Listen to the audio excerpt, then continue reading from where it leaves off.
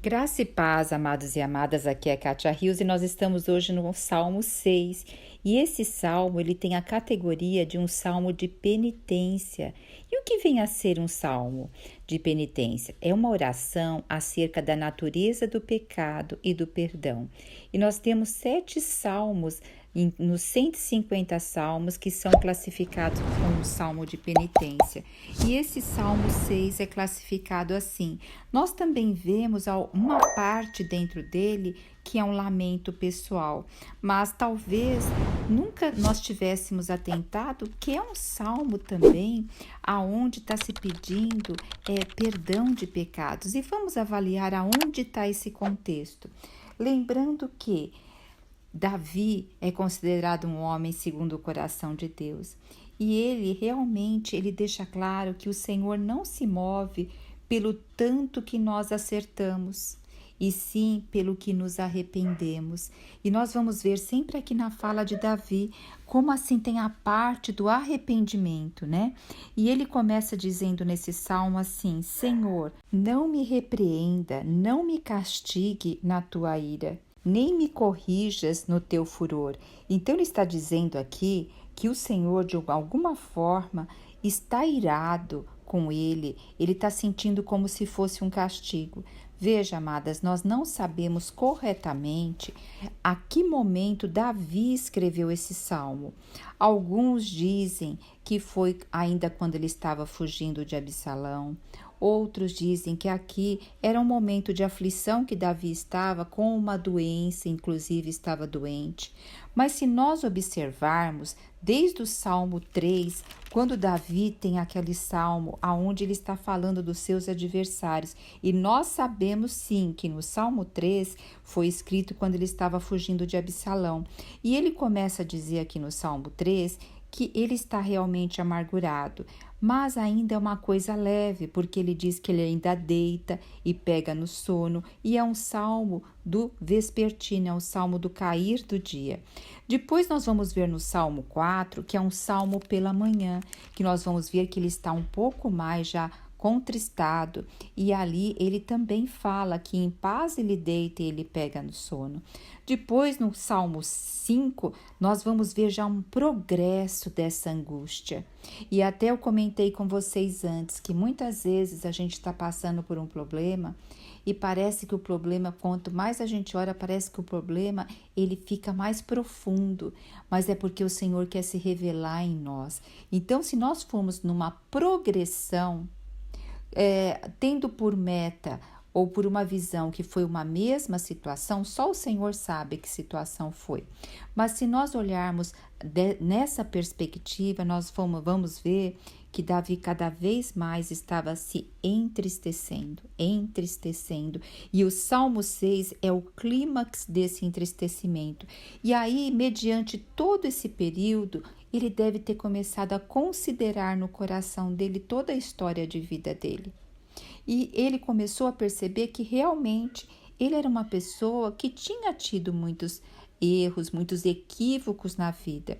Se nesse caso foi escrito quando ele estava fugindo de Absalão, talvez ele pode ter se avaliado como pai. Como que ele foi pai? Nós sabemos que como pai também Davi ali teve os seus equívocos, teve ali as suas demandas junto à sua filha, que foi ali até estrupada pelo seu próprio irmão. Ele não teve uma conduta, aonde Absalão ficou ali, tomou mais à frente. Então havia mágoas ali entre a família pela falta de posicionamento de Davi. Então aqui a gente vê que Davi vai considerando a vida dele perante o Senhor e fala para o Senhor assim: Senhor, não me repreendas na tua ira, nem me castigue no teu furor. Então ele está consultando o coração dele e vendo também tudo o que aconteceu. Muitas vezes, amadas, nós queremos misericórdias para nós e justiça para com o outro, e o Senhor deseja esquadrinhar o nosso coração. O Senhor deseja limpar o nosso coração, para que nós nos desapeguemos de todo o peso que está nos assediando até hoje, de ter uma clareza na presença do Pai, né? E aqui Davi prossegue assim: tem compaixão de mim, Senhor, porque me sinto debilitado. Sara-me, Senhor, porque os meus ossos estão abalados. Então, eu tenho uma outra tradução de Bíblia que eu gosto também de olhar, da King James atualizada, que diz assim: tem piedade de mim, ó Senhor, porque estou perdendo as forças. Cura-me, Senhor, pois estremecem os meus ossos. Os ossos, amadas, eles têm assim essa capacidade de nos dar sustentação, de nos dar equilíbrio, de nos dar assim, realmente, ele é como se fosse pilar de um edifício. E aqui ele fala que estão abalados, o corpo dele está abalado. Então fala, inclusive fala de gemidos, que provavelmente pode ser até que ele estava até com uma febre, aonde ali havia tremor no seu corpo também. E no versículo 3 ele já vai falar da alma. Também a minha alma está profundamente perturbada. Aí ele vai falar aqui na outra versão: e a minha alma está extremamente apavorada. Então o que ele está dizendo? Que a mente dele está assim, não para de passar todos os pensamentos, tudo o que aconteceu, tudo o que está acontecendo no momento, dos inimigos perseguindo ele, da vida dele está por um triz, tanto talvez pela perseguição de fora, quanto também aquilo que está passando na mente dele, revivendo várias coisas que aconteceu. E aí ele faz um clamor no fim desse versículo. Ele fala: mas tu, Senhor, até quando? Aqui fala: até quando, Senhor? Até quando, Senhor? Sabe, amadas, aqui não é questão que ele está falando: Senhor, você vai me deixar desse jeito? Ele está lembrando o Senhor que ali, quando ele era menino, o Senhor ungiu ele. Ele está lembrando o Senhor, sabe? O Senhor não se esquece, amadas, mas sabe o que o Senhor gosta? Que nós o lembremos. Para o quê? Para confirmar o nosso coração de aliança para com Ele.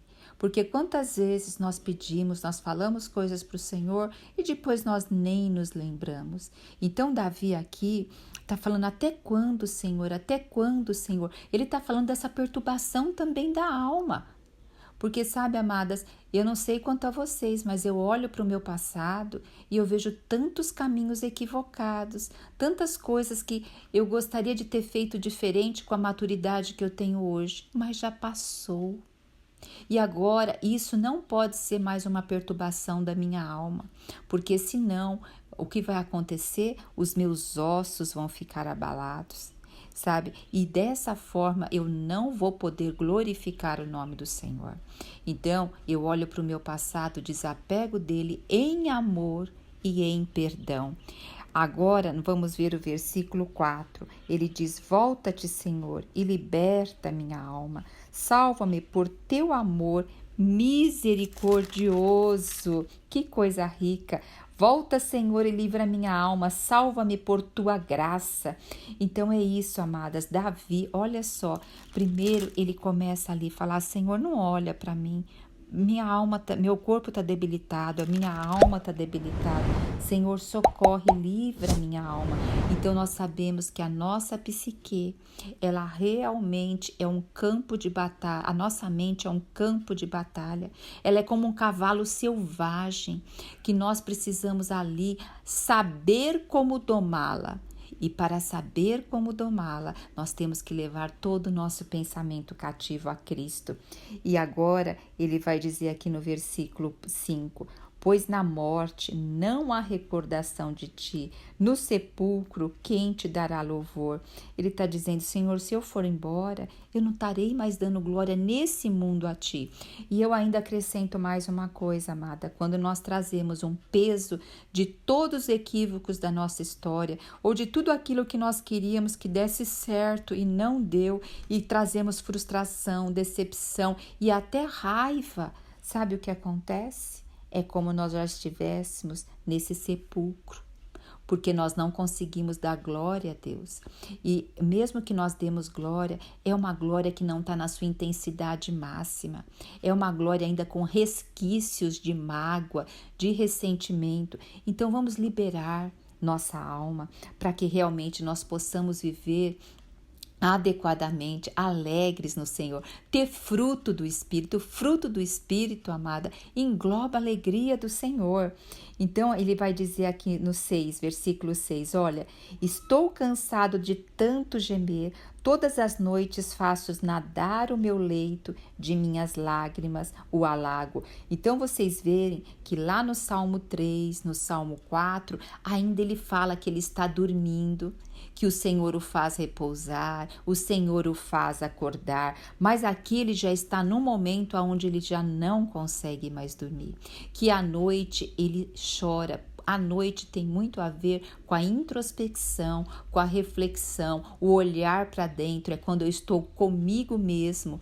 Então, aqui ele está dizendo que o leito dele se alaga de choro. E eu quero também fazer aqui uma observação que eu aprendi recentemente, que um exemplo, o povo grego, eles não eram muito de expressar sentimentalismo.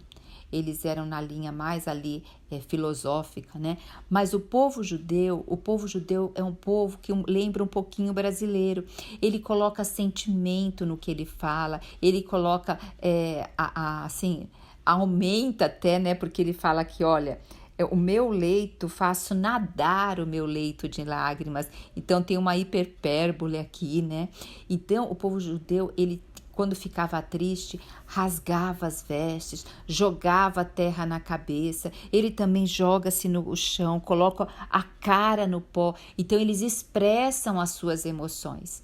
Sabe, amados, o Senhor nos deu emoção para a gente aprender a expressar de forma correta. Eu toco tanto em Davi porque Davi não escondia suas emoções. Quando a arca chegou, ele dançava na presença do Senhor.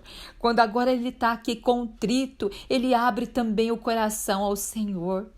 Por quantos anos eu ignorei tudo que eu sentia porque eu achava que como cristã eu tinha que ser forte. Hoje eu percebo que o Senhor quer um coração aberto. O Senhor quer que eu expresse a Ele o que eu sinta. Então vamos abrir nosso coração ao Senhor. Não vamos ficar abrindo o coração em rede social ou para um monte de amigas, entre aspas. O Senhor quer que a gente abra para Ele. O Senhor quer que realmente a gente se aprenda a olhar para nós com todo esse amor que Ele tem para nós, né? E aqui depois ele vai falar, meus olhos, então, e aqui ele já não está dormindo mais. Então você vê o progresso da dor que ele estava. Nós também, quantas vezes o Senhor tem que permitir que nós cheguemos ao final do poço para nós darmos o que? Um olhar para Ele. Um olhar para que curar a terra do nosso coração. A gente fica buscando tanta justificativa para não olhar para a terra do nosso coração. E aqui no 7 ele diz assim, meus olhos de mágoa se acham amortecidos, envelhecem por causa de todos os meus adversários. Sabe quando ele fala meus olhos de mágoa? A gente tem um termo que usa aqui, não sei se usa tanto, mas antigamente se usava assim, olho de peixe morto, aquele olho sem brilho, aquele olhar cansado, aquele olhar cheio de mágoa, aquele olhar amortecido, que traz grandes mágoas ali dentro dele. Então veja, Davi aqui, ele realmente está expressando, ele escreve o que ele sente. Hoje já se sabe que o processo de escrita terapêutica, escrever seus sentimentos, as suas mágoas, que se chama terapia. Isso ajuda muito, porque quando eu ponho para fora, quando eu escrevo, além de aumentar o meu despertar de consciência, eu também aumento o autoconhecimento, eu aumento a regulação emocional que está numa parte do cérebro chamada pré-frontal. Então, Davi aqui, ele está o quê? Redigindo, ele está orando, ele está falando. E hoje nós vivemos no momento do fast, tudo rápido. Nós temos muita informação e muito pouco conhecimento, muito pouca intimidade com o Senhor. E dessa forma a gente não para olhar para dentro. E eu vejo que antigamente, né, se tinha diário. A pessoa tinha tempo de parar no dia e escrever ali a seu diário, as suas reflexões do dia. Hoje, a gente mal tem tempo, muitas vezes, de parar para ter intimidade com Deus, mas por isso que hoje nós estamos sendo chamadas para fora desse mundo frenético, que tudo tem que ser fast. Vamos ter qualidade na presença do Pai. Então vamos continuar aqui no versículo 8. Nós vamos ver que a partir do versículo 8, uma coisa também que eu quero aqui ressaltar, que diz aqui no versículo 7, quanto a mim, versículo 7, eu me perdi um pouquinho. Os meus olhos derretem de tristeza pela insolência dos meus opressores. No hebraico, essa palavra insolência, em algumas bíblias está escrito envelhecem, quer dizer aqui que não é os opressores externos nesse momento, porque aqui Davi está falando tanto dos adversários externos, quanto da opressão interna da sua mente. E na Bíblia King James, na parte ali de comentários, ele traz isso, que essa insolência, né? Que os opressores não são apenas os inimigos e adversários, mas também os remorsos e tormentos mentais, que nós vamos ver isso também em outros salmos que vai ser citado. Então, aqueles tormentos mentais de tudo que já havia passado na vida dele, talvez tudo aquilo que ele havia feito, talvez ele pensava, o Senhor está pesando a mão por conta disso e daquilo. Então, isso também tem a ver com os tormentos mentais, com essa mente agitada. Agora, a partir do versículo 8, a gente já vai ver um contraste, já tem uma mudança aqui, e nós vamos ver Davi falando assim, apartai-vos de mim.